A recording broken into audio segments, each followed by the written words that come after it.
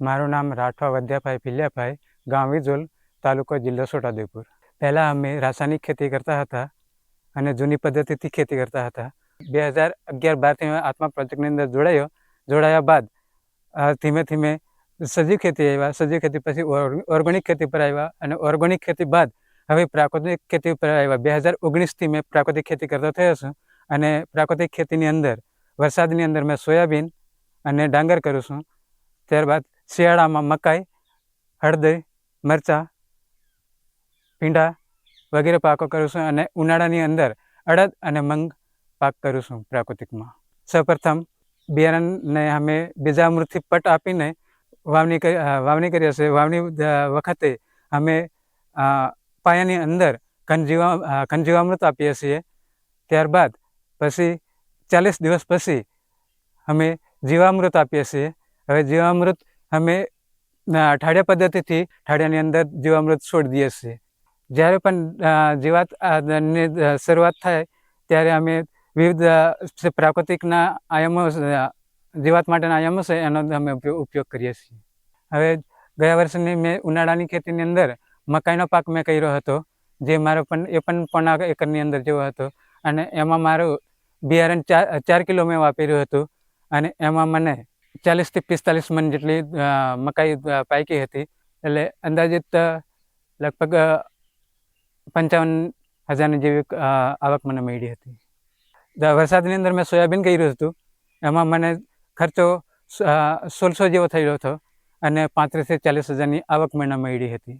અને એની સાથે હળદી છે. હળદીના એક છોડની અંદર 500 થી 700 ગ્રામ જેટલું તાત્કાલિક વજન થાય છે અને પછી સુકાયા બાદ લગભગ 300 થી 400 ગ્રામ જેટલું થાય છે. અને હળદી 2 ક્યારાની અંદર છે, આમાં મને 10 થી 12 મણ ઉત્પાદન મળશે. હાલ હું શિયાળાના પાકમાં મકાઈ 1.5 એકરની અંદર કરેલું છે અને એમાં 4 કિલોનું વાવેતર છે અને મને લગભગ અંદાજિત હમણાં 35 થી 40 મણ જેટલી મકાઈ મળશે. મારા પાકોનું ઉત્પાદન છે એનું વેચાણ મેં મારા જાતે મેં કરી લઉં છું.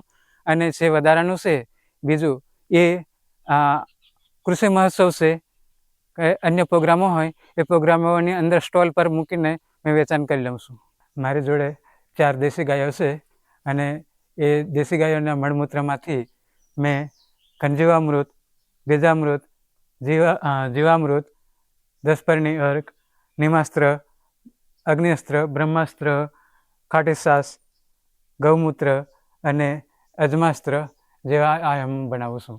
જીવામૃત બનાવવા માટે દેશી ગાયનું ગૌમૂત્ર 10 લીટર, દેશી ગાયનું ગોબર 10 કિલો, 1 કિલો ગોળ, 1 કિલો બેસન અને 500 ગ્રામ જેટલી રાફડાની માટી અથવા વડ નીચેની માટી લેવાની છે 200 લીટરની અંદર.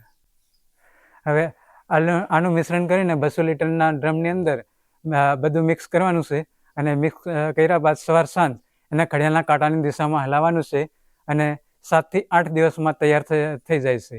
દેશી ગાયના નિભાવ ખર્ચ માટે અમને મહિને 900 રૂપિયા મળે છે. એનો ઉપયોગ નિભાવ ખર્ચ માટે કરું છું. પ્રાકૃતિક ખેતીમાં બીજા ખેડૂતોને પણ બધી આયામો છે પ્રાકૃતિકના, એ આયામો વાપરતા થાય અને ઉત્પાદન સારું મળે છે અને જમીન સુધરે છે, અળસિયા વધે છે અને જમીન સ્વસ્થ બને છે. જેથી આ ઉત્પાદન મળે છે એમાંથી ખાવાથી એનું પણ સ્વાસ્થ્ય સુધરે છે. એટલે પ્રાકૃતિક કૃષિથી ઘણા બધા ફાયદાઓ છે. એટલે બીજા ખેડૂતો પણ અપનાવે એવી મારી નમ્ર અરજ છે.